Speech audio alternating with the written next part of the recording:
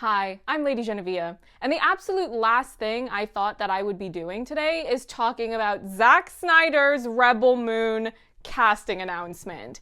I have been waiting for names to drop, and normally when I come on here to do videos, I write a script so that I can have everything written in the exact manner that I want to express my thoughts and feelings about a particular topic. But this dropped so abruptly, and I was already getting ready to film other videos, which you will hopefully be sticking around to see in the next few days or so, depending on how long it takes me to post those videos, that I figured I might as well just get it out of the way and talk about it right now. So if you see me looking down, that is because I am looking at my computer, which I don't normally do, and reading off what it is that Zack Snyder has tweeted and then sharing my thoughts about these names. Zack Snyder posted this tweet about an hour ago at the time of me recording this that says, "Honored to welcome this incredible cast to Rebel Moon. Charlie Hunnam, Djimon Hounsou, Doona Bae, and Ray Fisher join previously announced Sofia Boutella. Jena Malone, Staz Nair, E. Duffy, Charlotte Maggie, and Sky Yang round out the cast. More to come. Let's go. Hashtag Rebel Moon," and then Netflix is tagged. And there are also some pictures of concept art that have been shared on this tweet, and I don't know if I really have all that much to say about them. They look really nice, but I would expect nothing less from someone like Zack Snyder, aka Mr. Art History. Considering that these names have been sectioned off into two separate groups, I'm going to assume that the first list of names that he shared were from the more principal main cast, and then these other names I'm assuming are more of the secondary leads or rounding out the larger ensemble in some capacity. So the first name that is listed in that second tier is Jena Malone, whom obviously a lot of people will remember from the iconic and so frequently underappreciated blockbuster Sucker Punch, which I have previously talked about here on my channel, as Rocket. She was fantastic in that. She also had a role in BVS, but more specifically the Ultimate Cut. So if you only saw BVS in the theatrical cut, you're missing out on a lot. Not just Jena Malone, but that's a conversation for another day entirely. Staz Nair is someone that I am familiar with. I don't quite remember why he got onto my radar, because I remember being aware of him as an actor before he was announced as having some sort of recurring role on Supergirl. I stopped watching that show so many years ago, so I don't really remember if I ever actually saw him on that show, but I remember him. I remember that he was British, and more specifically that he was Indian Russian. So yeah, I think that it's really cool that he's in there. I do have to question though, if we are cross-referencing this cast announcement with some other thing that was posted where there were a couple of characters from this story being shared and some of their descriptions, things like age, gender, an idea of what their ethnic background might be, some character traits. And I can't help but wonder if maybe Staz could be playing Belisarius, but he's also not listed in that main tier. Obviously, all of this is speculation on my part, but Belisarius is described as 35 to 50 years old, male of Spanish, Mediterranean, Latinx, or Middle Eastern descent, a ferocious warrior, cunning. The subtext of what I'm getting from that, if we're just talking about physical appearance, is brown. So I would assume that there is that possibility that that could be him, but again, I would have to wonder, why is he not being named with those other actors? Maybe they sectioned it off also not just by how prominent their role is in the story, but maybe they're also being sectioned off by how prominent they might be in regards to how the trades might report on the names. But again, we have no idea. I don't know anything that you don't know, so I'm speculating just as much as the rest of you are. But the rest of the names in this cluster, I did some quick Googling of them, and they seem to all be fairly new in their careers insofar as I wasn't super familiar with any of them. We had E. Duffy, Charlotte Maggie, and Sky Yang. I don't know if I ever actually saw anything that any of these performers were in, and if they were, I don't remember seeing them in previous things, so I have yet to form an opinion on any of them. But one of the fun things about the way Zack tends to do his film, and he's done this for years, is that he doesn't only look to actors that are already established. He is more than happy to be the one that gives a person their big break, or even if they've already been working as an actor, but to further launch them into a higher level of prominence in the industry so that more people become aware of them and what they're capable of as performers. But now we can move on to what I'm sure a lot more people have been speaking about in detail, which is the first batch of names. Now, Sofia Boutella is somebody that had already been announced, someone that I've already talked about, so I don't really need to reiterate my thoughts on her doing the part. I'm aware of the fact that there have been some video clips floating around of her presumably posting on social media of herself training and getting in shape to do this big, awesome action film that Zack Snyder is doing. But I think out of all of these names, the one that the most people, particularly within Zack's fandom, have been excited about being announced is Ray Fisher. If you are already familiar with my channel, you will know that I very recently did an interview with Ray. It was only a couple of weeks ago. I want to say maybe 2 or 3. And as soon as this announcement went out that Ray was officially announced by Zack Snyder himself as being part of the cast, which Zack had kind of been not very subtly hinting at for a while now, because people would leave comments on Zack's Vero saying, please put Ray in Rebel Moon, and then he would, I don't know if he was liking the comment, I don't think that's a thing on Vero, but he would respond or something like that. I don't remember, but a lot of people, particularly within Zack's fandom, have been wanting Ray to get this sort of redemption arc, which was only partially achieved by the release of Zack Snyder's Justice League. But beyond that, I think people were really wanting him to be able to continue his career, particularly in these big projects, as opposed to theoretically, potentially, hypothetically being relegated to the less prominent acting jobs on shows or films that not as many people would be as likely to watch. They wanted him to still have these high-profile opportunities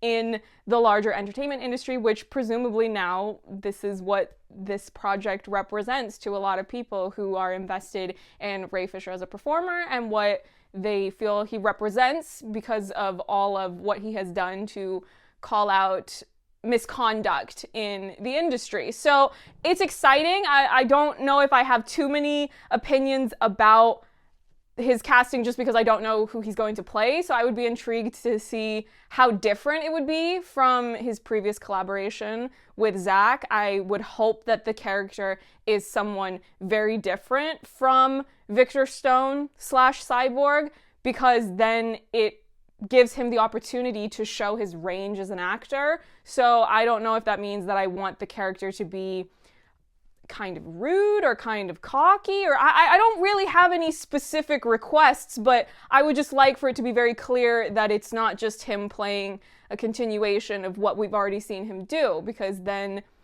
you know, you got to remind everyone of your range and your well-roundedness as an actor. So that's really my only hope. And of course, it would also be fun to see him get more physical with presumably a whole lot of action that will be happening in the film, and get to do it within his own body, still looking like his body. That's no shade to Cyborg, but again, it's just so that it can present something different to the audience and to the industry higher-ups that, see, look what this guy can do. You should hire him for that thing that you're developing right now, that movie or that television series. You should get him in there. But these other 3 names, the first 3 names that were listed, oh, I had such a visceral reaction to these names.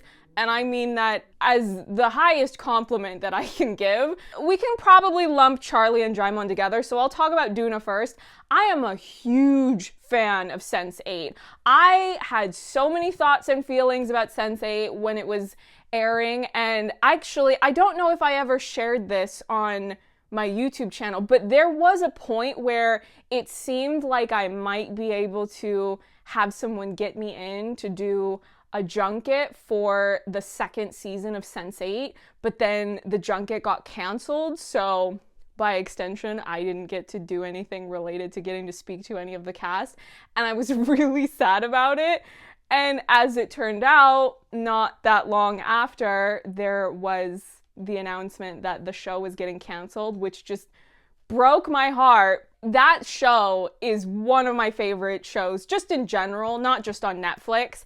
And it was such a relief that they because the fans demanded it. So clearly Netflix is familiar with this dynamic. Because of the fact that the fans demanded it, Netflix agreed to sign off on allowing Lana Wachowski and all the cast and crew to come back to do one final feature film event to wrap up all of the loose ends in the story that had not been resolved yet. Kimiko-chan, why are you chewing on a box when I'm trying to film?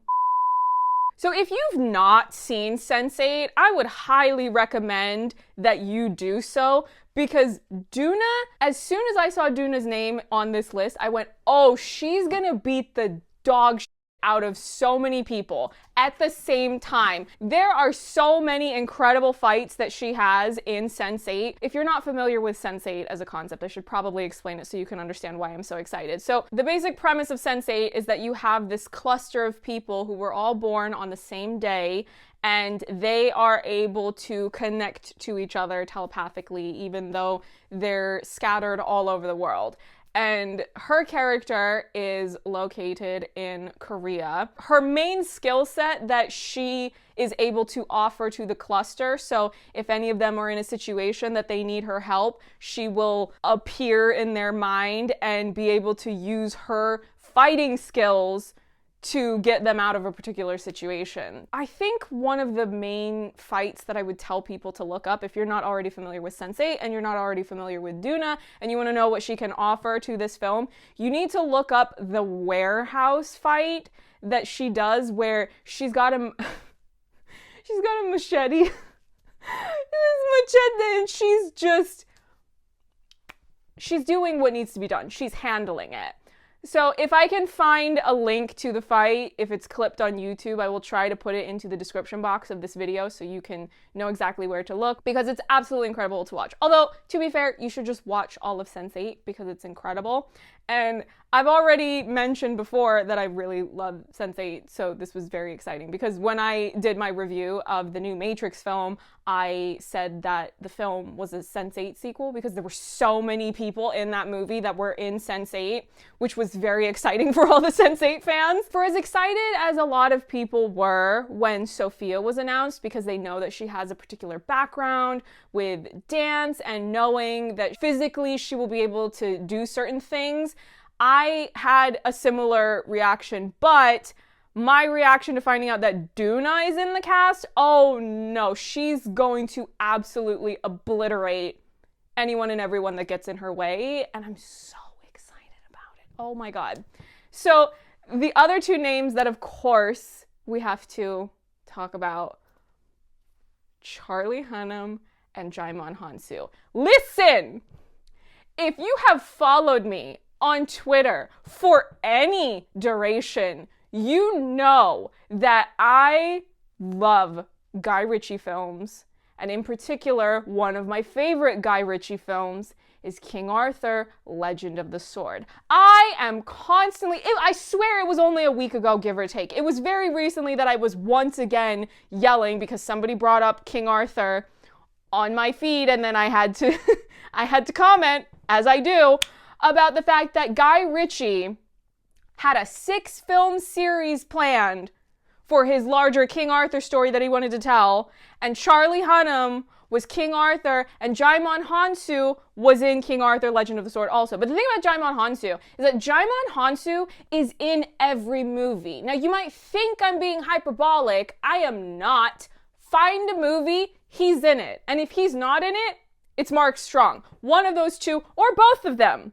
Shazam. Djimon Hounsou is in every movie. Have you seen Beauty Shop? Have you seen Beauty Shop? Listen, we should give Queen Latifah her flowers for knowing that Djimon Hounsou is so much better than being just some secondary lead that's just sort of there and being serious. That Djimon Hounsou is also someone who has the range to come into a movie and be hot and know how to play piano and be good with kids. Ooh, we love to see it. I am aware of the fact that Zach had put onto this casting announcement the sentence, more to come. So there is the possibility that if we cross-reference this with the previous list of characters that were provided, there are the characters of Noble and Gunner. Both of these characters were listed as being white. However, I would not put it past Zach to go, but actually that doesn't really matter that much, and this is a great actor and they could play this person. I'm not sure if Charlie and Jaimon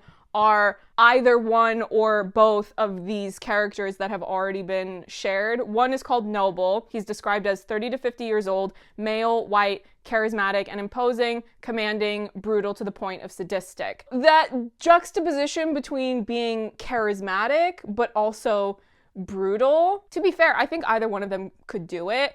Do I think it's kind of predictable to make Djimon Hounsou play a bad guy? Yes, but also if it's Zach, I trust him to make villains interesting. Are you kidding me? Blue Jones in Sucker Punch, General Zod in Man of Steel. Truly, those are some top tier villains. So even if Djimon Hounsou ends up playing a villain, I'm fine with that. The other one that's listed, Gunner, I don't know if you have quite as much leeway to change the ethnicity of that person, considering that you're actually geo-restricting your name somewhat and honing in more specifically beyond just saying, oh, this character is white. He's described as 30 to 50 years old, male, white, possibly of UK, Northern European, Scandinavian descent, handsome. I mean, have you seen King Arthur, Legend of the Sword? Are you falling for me like I'm falling for you? Anyway, physically fit, serious, earnest, responsible, and dependable.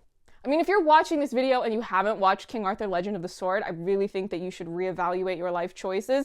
But if you've seen him play King Arthur, I don't think this is a stretch at all if he ends up being the actor that's playing this character. If this is the himbo of the movie, I absolutely think that he has what it takes. Like, if you've seen King Arthur Legend of the Sword, that one part where he's tied up, but he is on a horse and he just, despite being tied up, he manages to turn himself around.